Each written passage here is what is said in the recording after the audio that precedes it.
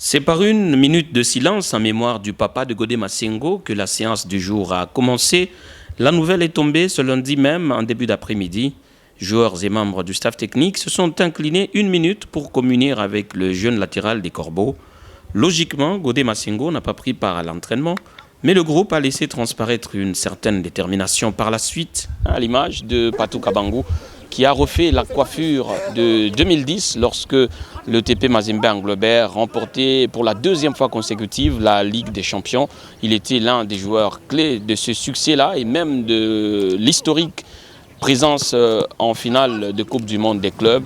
Et donc peut-être qu'il aimerait, avant de décrocher, participer à une autre belle page d'histoire du TP Mazembe Anglebert. Trésor Mputu, Renford Kalaba, leur expérience, ce groupe en a bien besoin et surtout des jeunes à l'image de Gondry Soudi qui sera pour la première fois concerné par une Ligue des Champions de la CAF. Le jeune joueur formé à Lubumbashi à Aigle des Jolis Sites et qui a fait quelques passes sensationnelles au Football Club Saint-Éloi-le-Popo, se sent de plus en plus concerné. Ouais, je me sens très bien et je suis encore trop jeune et lorsqu'on découvre ces grands tournois de l'Afrique, et donc moi je peux dire que j'ai vraiment hâte de jouer ces premiers matchs-là.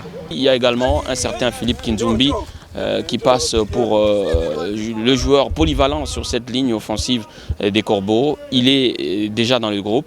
La grosse absence, ça sera le Zambien Kabaso Tchongo, resté pour un problème administratif avec son passeport, mais il avait également le Chipolopolo, quelques soucis de santé. C'est donc lui le grand absent de ce déplacement ici à Libreville. Et comme il est de coutume à Mazembe, Christian Kwame, dont la date coïncide avec sa naissance, aujourd'hui a été fêté par ses amis sur le terrain même.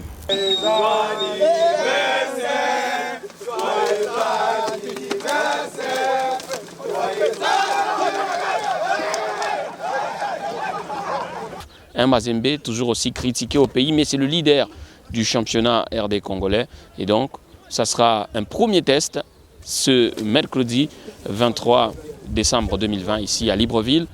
Meshak Kayembe, Pascal Mangala, Nyota Radio et Télévision.